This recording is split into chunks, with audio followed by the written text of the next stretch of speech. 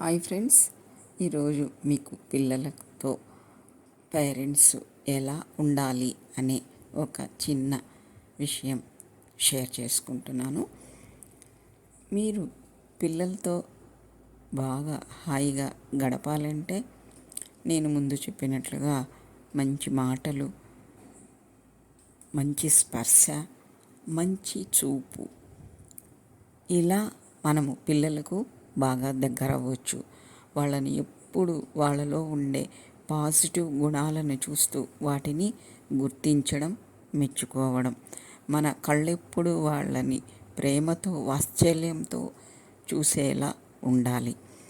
ఇలా ఎప్పుడైతే మనం ఉంటామో వాళ్ళకి బాగా దగ్గర అవుతాం.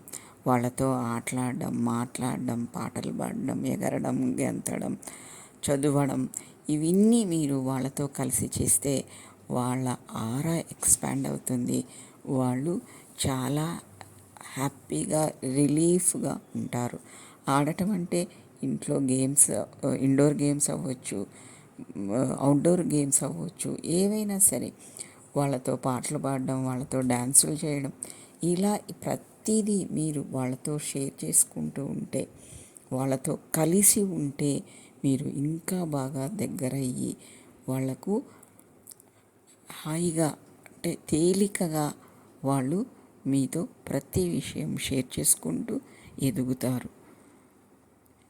ఇది టిప్ మీకు ఉపయోగపడింది అనుకుంటాను. Thank you friends.